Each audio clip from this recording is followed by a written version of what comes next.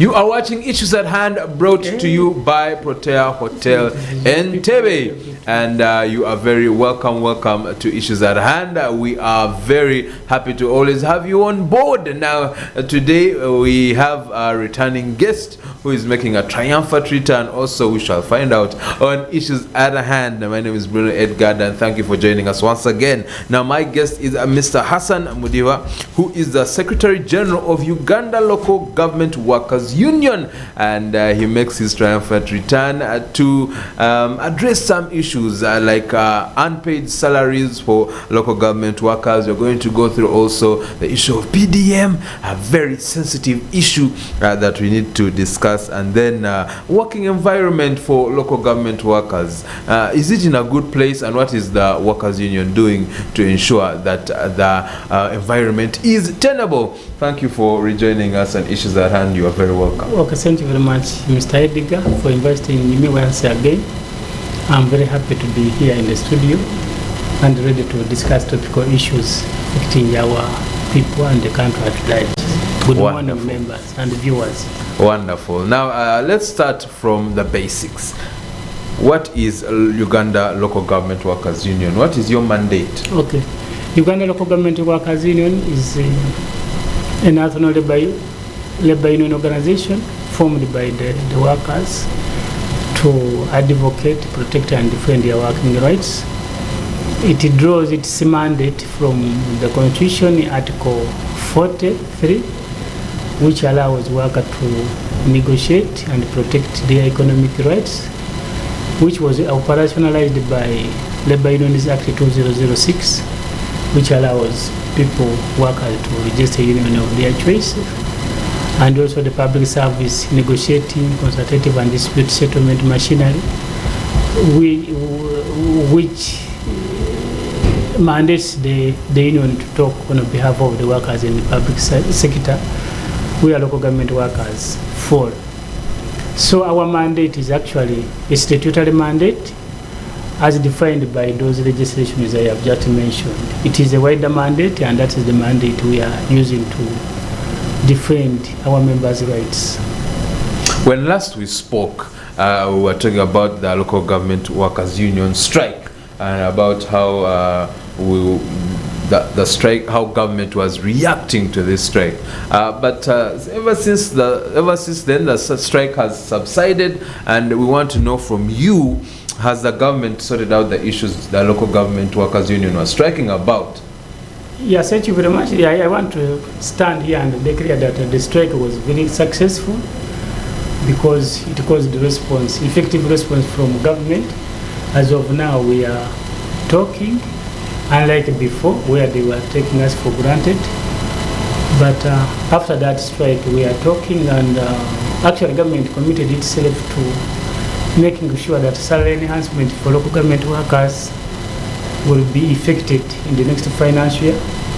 And I promised that in the first call budget circular it will be there. Unfortunately, we have not seen it, and we are waiting for the next call circular, which will come out in December this year, to see whether it is working on its commitments. Otherwise, as far as I'm concerned and the members are concerned, that's the message was received by both the authorities and the public. And when you talk of local government workers, both within and outside the country, people know whom we are referring to. All right, that's good to see that the strike worked.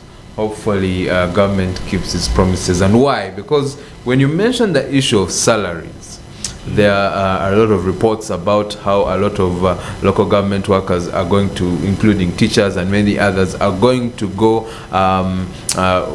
they are going to work with unpaid salaries. What is the problem? What has caused this? What is that one? They are going to pay with unpaid? Their salaries are not going to be paid, especially from September. And government has come out to say that, look, we are going to delay in terms of paying salaries. Isn't that going to affect the output from the local government workers?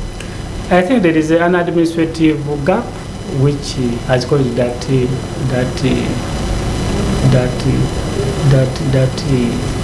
miscap, and the government came out to explain the cause, and they promised to work on it. But it is very, very unfortunate. But you cannot avoid such unfortunate things to do happen in organizational matters. As if the budget we are cut for reason is not yet known, then the new salaries were not remitted to the concerned parties to remit to the workers. But the issue was raised with the government, and I hope that they are working on it. And I don't think that the government will need us to push it again to do it. It's a mandate, because you cannot make somebody work and then at the end of the day you say that there is no money. It is unconstitutional and it is illegal. And we hope that the government will undertake its mandate as an employer to be seen as a good employer who does not make people work for free. And I don't think that is the intention of government. So I hope that we are still giving them benefit of doubt that it could have been outside, maybe beyond their powers, but we trust that they are going to rectify it within the shortest time possible. But beyond hope, what is the local government workers union doing to ensure that government finds a quick solution towards this? Because I can imagine there are people who are part of the union who are complaining, saying they don't have, we have had teachers complaining, saying that they don't even have school fees for their children, and yet they are working. And so what is the union doing? Yeah, it is true. I think I have explained that. But hope is not a strategy. It is regrettable that unfortunate thing happened. But we also gave government benefit of doubt that maybe it could have happened beyond its powers. It couldn't do much about it. And we are insisting that the government should do everything possible to make sure that it pays the workers its due entitlement, without us again pushing it the way we have been doing. But in case they fail to do it within a reasonable period of time, then we shall have no option but to mobilize ourselves and start agitating the way we do another thing. But I think this is an administrative weakness that has happened, because already the money is known which is supposed to be paid. But what we don't know, why did they divert money meant for salaries to other things? That is what is disturbing us. Yeah. Has government given this reasonable period of time? Or they have just left, have they left? No, I saw the other day the permanent secretary of finance, Mr. Alamazani, giving some explanation. But I have been out of office for the whole of last week. I have not internalized his statement, and I'm going to do it this week and see what response we could make towards his communication. So on the issue of delayed salaries, what is your advice to members of the local government workers union? What would you like them to do? Especially because I say that, remember that everything rises and falls with leadership. So as a leader of this union, I'm sure there are workers who are looking up to you saying, we are in a period of inflation, fuel prices have increased, food prices are increasing. So what do you want us to do? What should we do to survive in this period? The workers should continue working, but we should also continue pressurizing government to make sure that it pays the workers. And they should also keep in touch with us by updating us on the developments that are going on in their respective working places, so that we can prescribe appropriate actions towards it. But as of now, it is too early for us to condemn that the government has done a bad thing. We feel that we have to internalize and even investigate the circumstances under which this thing has happened. All right, and hopefully, like you said, we are hoping that in due time these salary areas will be cleared, so that the livelihoods of many of these workers can be strengthened. And on the issue of livelihood, you have encouraged the workers to continue working. But there was a report that was released sometime this year saying when it comes to local government workers, the working environment is mostly untenable and safe. What is your say on that, and what is the cause for this? Yeah, of course, the cost of living in Uganda and even other parts of the world particularly developing world, you'll find that the salary that is paid is a nominal salary. It is not a living wage. It leaves a big gap, and you wonder how somebody compensates for the deficit. Where does somebody get the difference? It is a challenge, but of course we have a duty to serve our country and also to make sure that we participate in the development of the country. But the living wage cannot be achieved, I'm telling you, but for us we are asking for a reasonable wage which can make somebody at least survive for the next day. I wonder how they survive if they do not receive those wages. But in terms of even beyond salaries and the wages, do you think their working environments are tenable for many of the local government workers? It is pathetic. Actually, working in the local government is like, I don't want to be extremist, but it is almost like somebody working in a prison, as if you're a prisoner. Because if you look at the conditions, and if you visit most of these local governments, you'll find that some of them even cannot buy a ream of paper if the money has not been transferred from the center. If you go there, you find everybody yawning. They have no transport, they have no housing, they have no land, they have no basic working tools, living alone the wage which they are supposed to get, but even the working tools are missing. So that's the situation, and we are surprised that local government sector was removed from the priority areas of government, yet the government is talking of policy development model. How are you going to give government development model priority when the sector is not among the priority areas of government? So all of those things are open for discussion. It seems like when it comes to the local government workers union, for the times you've been here and issues at hand, there is a lot of, well, apart from the strike, there is always the call for dialogue. But when shall we see action?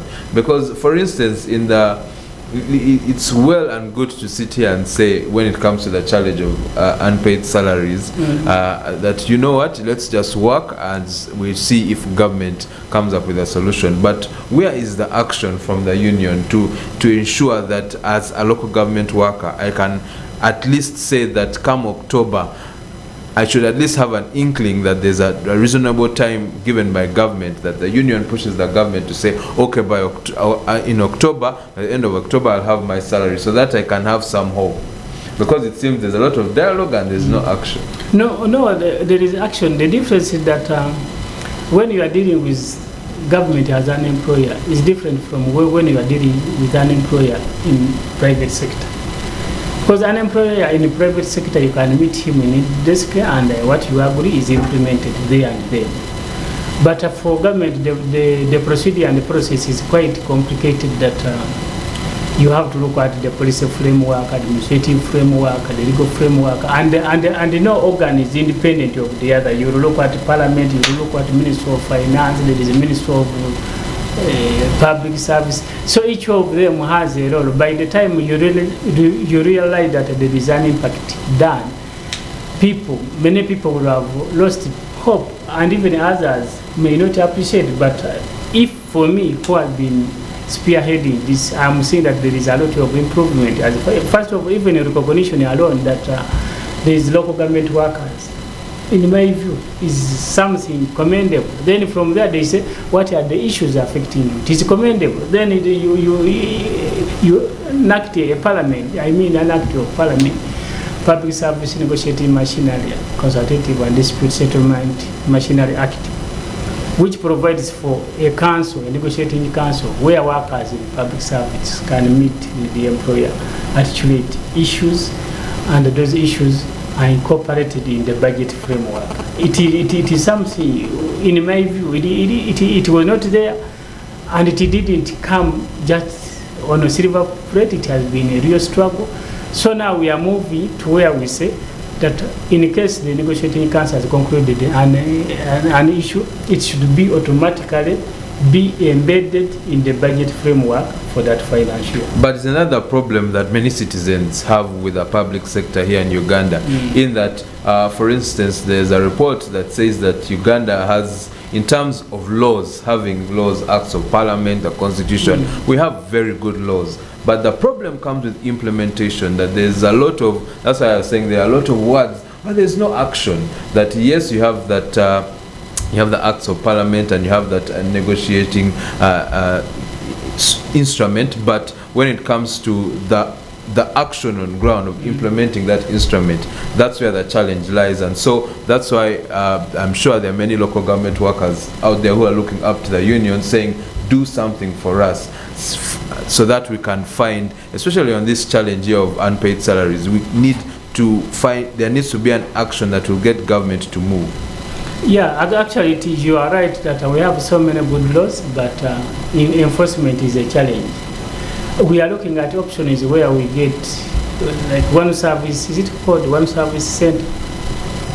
Yeah, actually, yes. Yeah, we are looking at that, matter of that nature, so that an issue concerning the public servant or a local government, it should go one desk, then the scene is concluded there and there. Then the current framework where there is a cow, then there is district service commission, then there is a parliament, then there is a park, and then there is a ward, there is planning authority.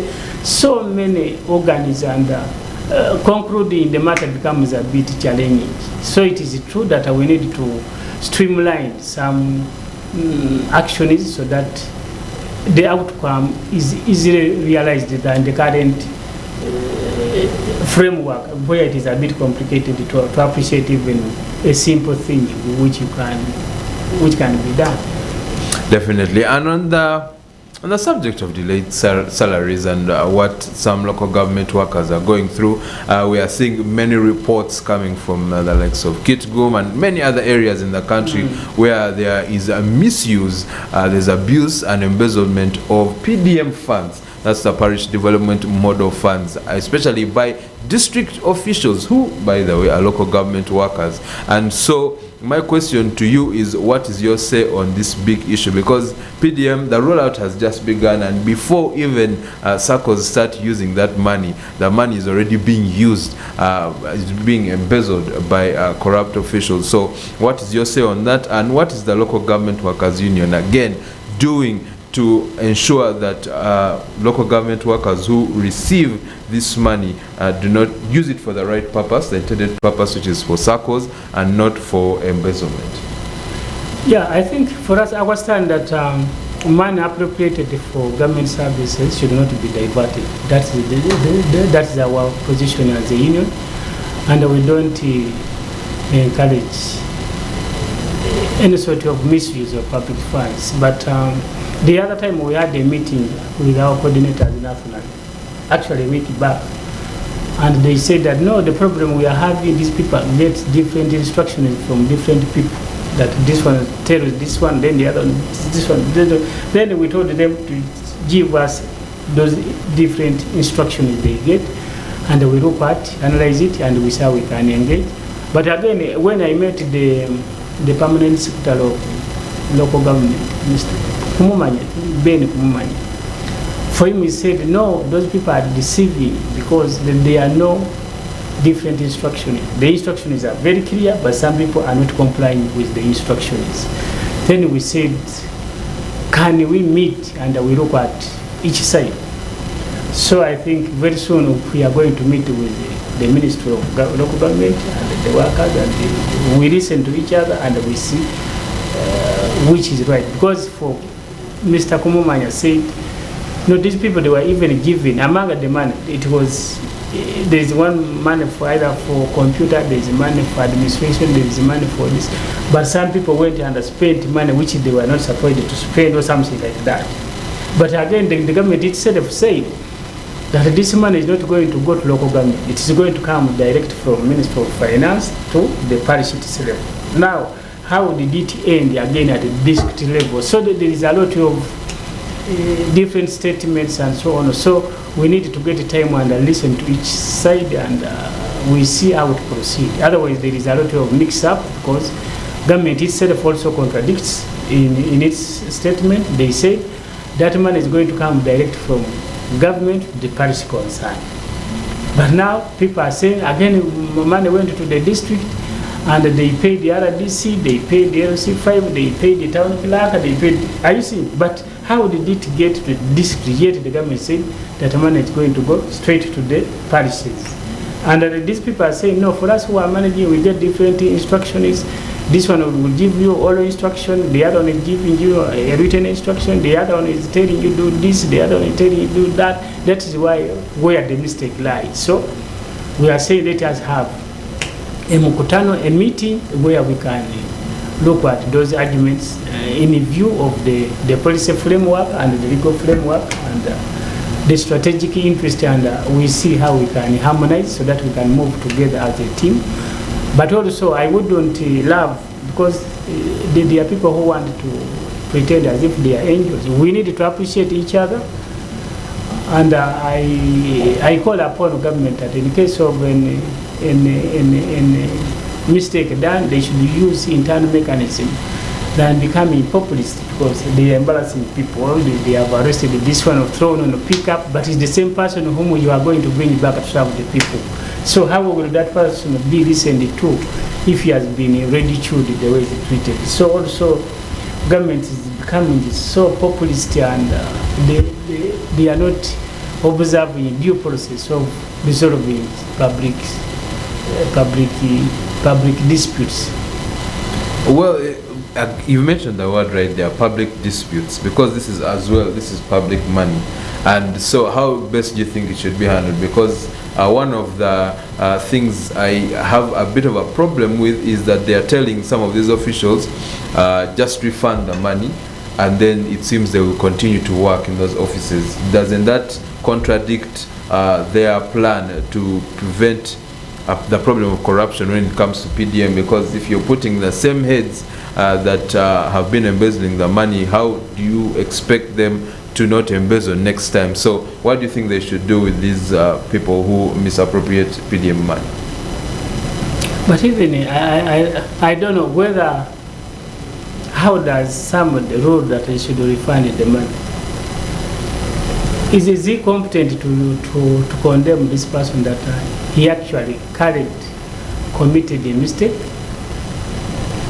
Because we have the principle called vicarious liability, where the action is of you, Edgar.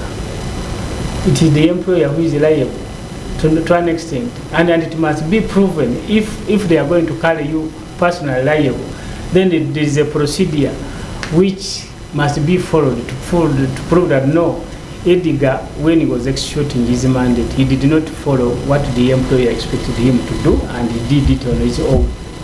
I see. Isn't that the case here, that the employer sends you money that's meant for PDM, that's meant for computer gadgets, like you said, and then this official decides to appropriate it for his own use? Because for me, I believe and I think that those people, they are just conduit. They are used by other people. You do this, then the other people were behind. They said there is a way they do it. It is a racket, and I wouldn't think that by handling either chief administrative officer or CDO, you have solved the problem. You need to handle this person to investigate. Maybe it can lead you to other people is collaborating with, so that the issue is properly handled. But where you get Mudiba Hassan, you arrest him or throw him on pick up, put him on the police, then they say you refunded the money. You never know. It could be the other people, big people in the racket who are saying, let him say that you refund the money, we are going to help you pay back. I see. So even if you bring somebody else, the same thing will happen. Yeah, so may I insist that the due process of the law be concluded so that we can find the root causes of these problems. Some of these accusations are unfounded accusations, and some of those people who are being arrested are innocent people, in my view. Because if government itself said this man is going to go to the parish, straight to the parish account. Now, how did this man succeed in changing? Is it that one whom they are arresting who changed from that position of sending money direct to the bank, to the parish, and you send it to the district account? I see. How did it change? If government position is that this money is supposed to be sent to the parish, like for me, I'm from Namutumba district. My parish is called, it used to be in Sinze, but it is called Isegero parish.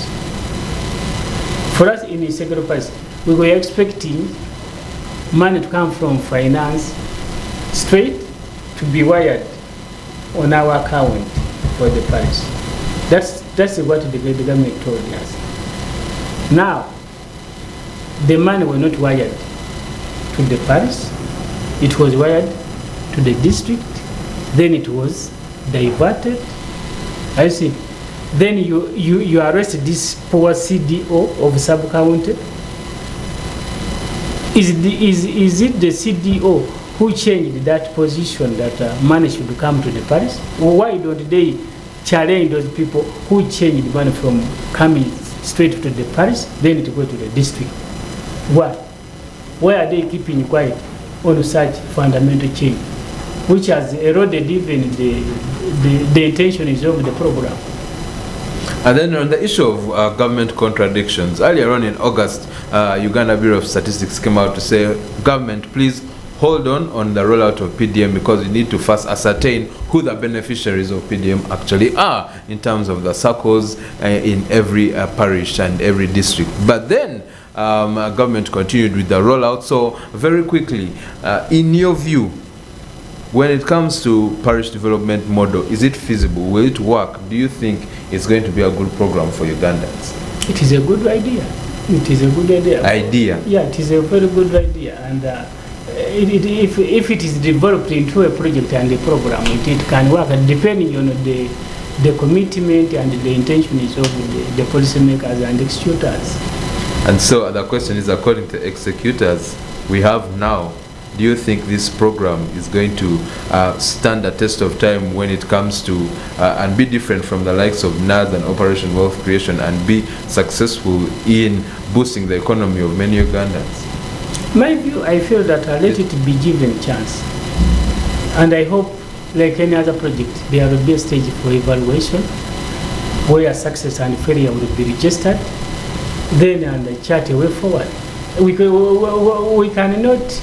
Okay, we can partially evaluate either weekly or what, but for me, I would love to that evaluation that comes at the end of the project and see where are the weaknesses, where are the success, and what is the way forward. Yeah. Otherwise, even stopping it prematurely, it will cause even more losses than we think. Yeah. So for me, I think that let the program will go on as it has been planned.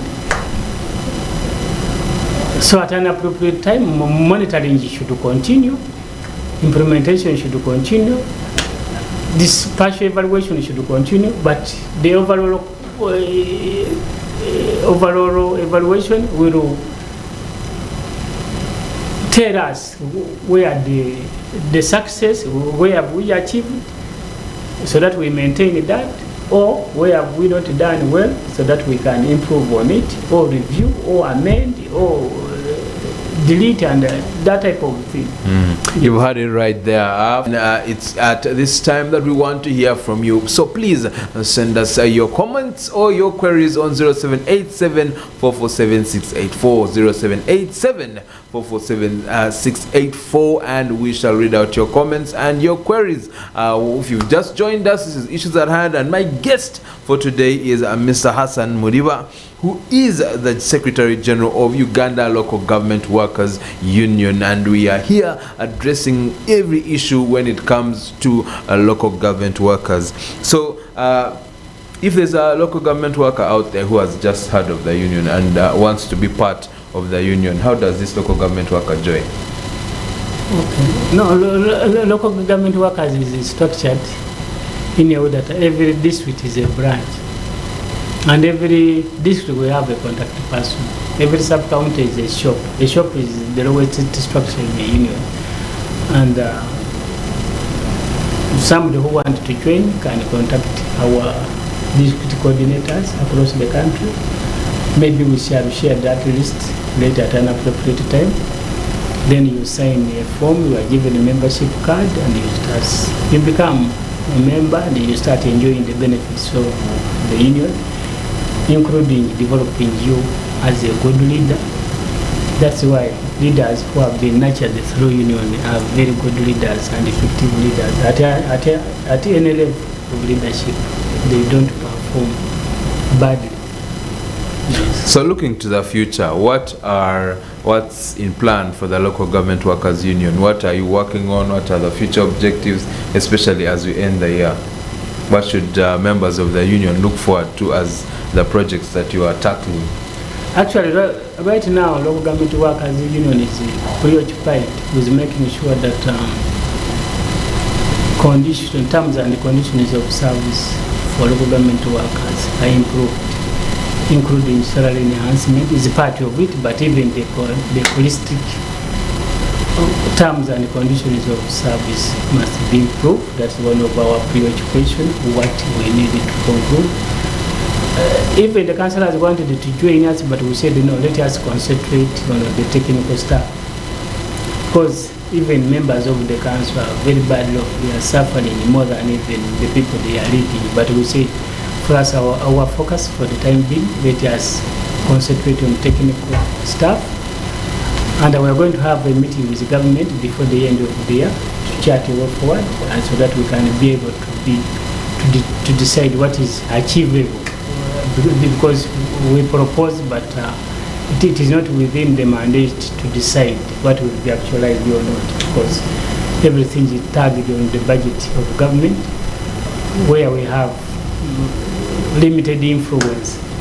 Yes. And on that, what are the challenges that the local government workers union is facing, and how are these challenges being addressed? Okay. The challenges of local government workers union are similar to those challenges that are being faced by any other organization. But if you use SWOT analysis, you may find that we may have internal challenges as an organization, but also we have challenges that are caused by external forces. So both are being faced, but we are making an effort that we prepare ourselves for both, and they are being addressed effectively.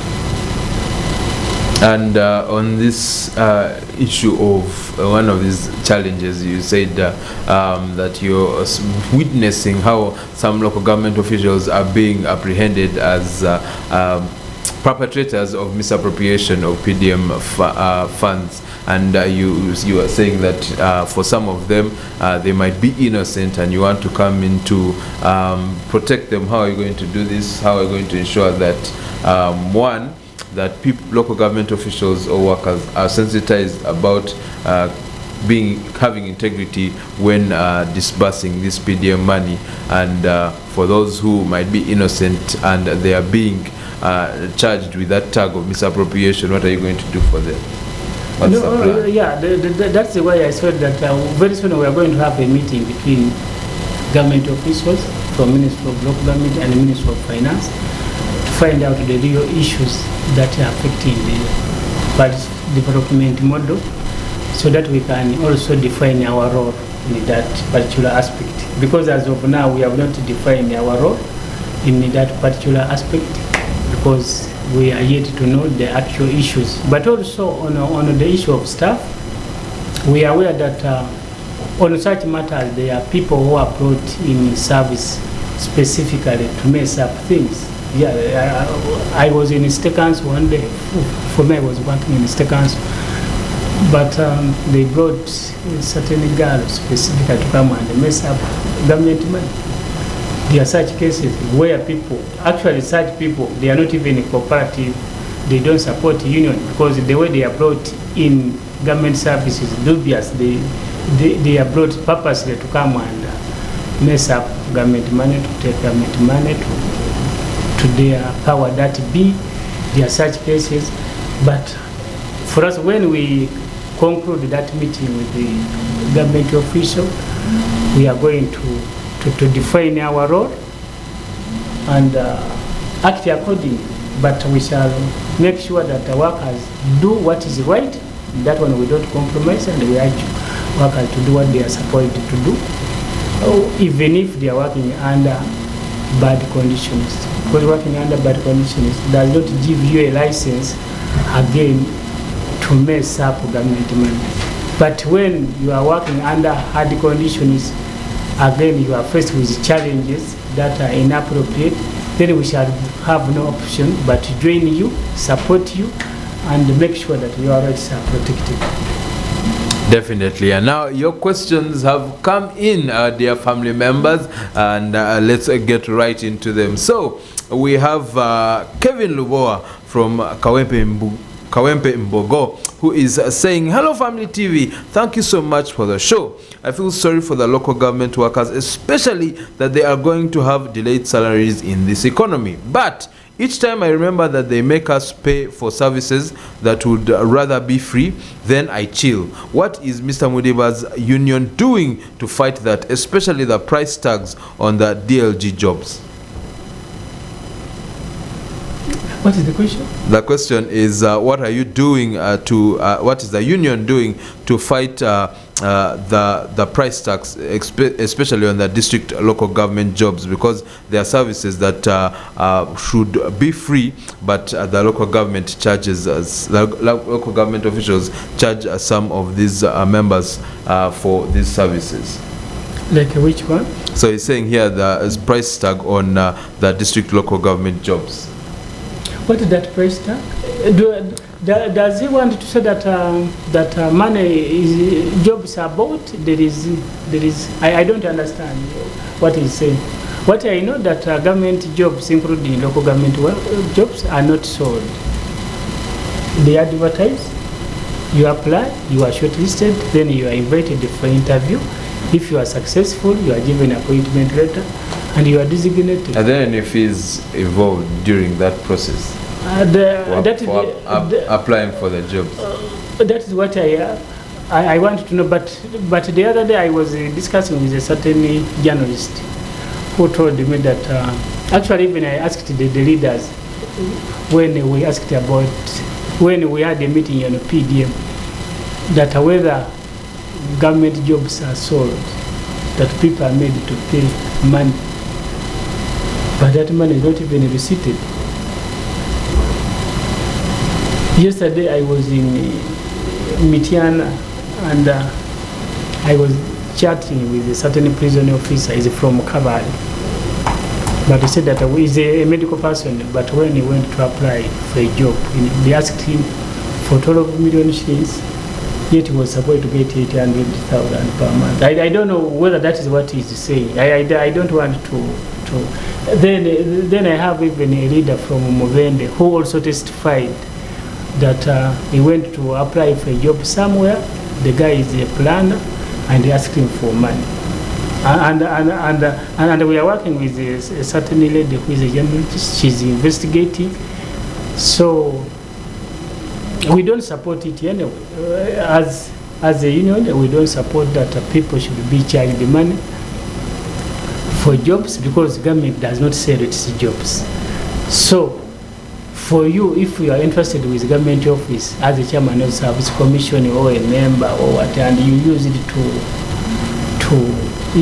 soon you are going to be exposed, because I know there is a study which, and even specific cases have been noted, but I don't want to elaborate on it. On that. All right. Another question is from Chimbugwe Derek, who is from Entebbe. He's watching from Entebbe, and he asks, how are the trade unions like Uganda Local Government Workers Union helping us, the wananchi, to better service delivery at the districts? That is the most fundamental question from Umurangira Chimbugwe. Chimbugwe by that name seems to be a prince. Actually, the trade union is not supposed to talk for the workers only. We are supposed to talk even for the voiceless and the disadvantaged members of the community. So I think the union is doing part of that, but as of now, we have been preoccupied on workers. But I think that what Chimbugwe is saying is a pertinent point, that labor movement should not only talk for the workers, should talk for everybody including the voiceless, the disadvantaged members of community, so that their voice can be heard. I thank you, Mr. Chimbugo, for that comment, and I have taken a note of it, and I'm going to bring it to attention of appropriate organs of labor movement, both within the local government and even outside.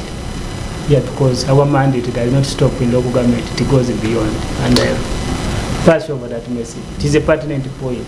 Definitely. And talking about pertinent points, Nalule Rachel from Kanyanya says, can Mr. Mudiba tell us what they are doing to curb the excessive corruption and embezzlement of funds by the people that they hate?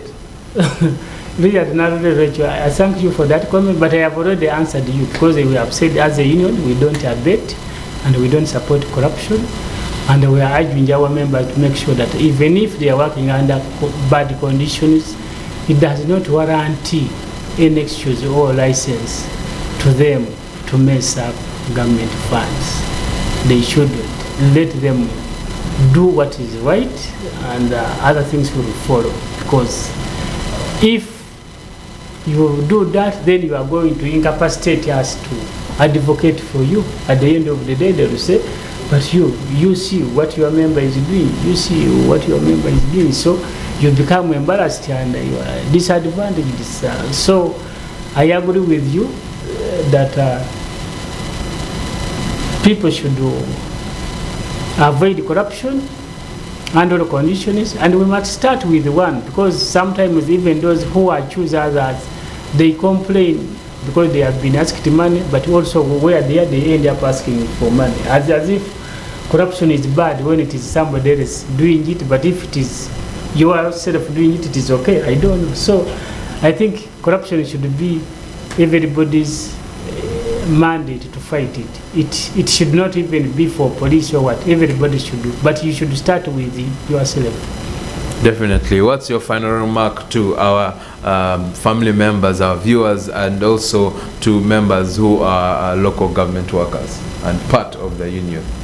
Okay, thank you very much, Mr. Edgar, for hosting me, and I recognize that reception. I cannot take it for granted, because who am I to be picked out of 40 million Ugandans to come and be hosted? I remember recently I was hosted here, and then you have called me again, so I cannot take it for granted, and I have to make sure that your mandate is supported as a private sector, but also the viewers, you deserve to get quality. I hope that when we come here, we add on quality, what you expect. And I assure the members that we are going to make sure that what is embedded in our document to go to government is complied with without fear or favor. So I ask you to continue supporting the union and not to sleep on your right, because the world over these days, it moves on two premises. One, you must be organized. Two, you must articulate your issues. Nobody is going to articulate your issues, and if you articulate it alone, you bagamba muganda agamba evoka kuchi kumugendo efuka kasa. You are better off if you do it as a group than if you do it as an individual. So let us continue advocating, and this is a process. It is not an event, because you know the person we are engaging is not a simple person, and even that enhancement is going to deny the other people the economic status they would enjoy if they use that money. So it is not a simple work, but we are ready to take it on, and I trust that we are going to achieve it. Thank you very much. You're welcome, and thank you for coming to Issues at Hand once again, and thank you our viewers for being with us throughout this time. We hope and we know that the discussion has been fruitful, and we have been able to tackle a couple of issues, especially when it pertains to local government workers, and we continue to enrich your life here on Issues at Hand, and especially on Church of Uganda Family TV. So we hope to see you again tomorrow. For now, bye bye, and God richly bless you.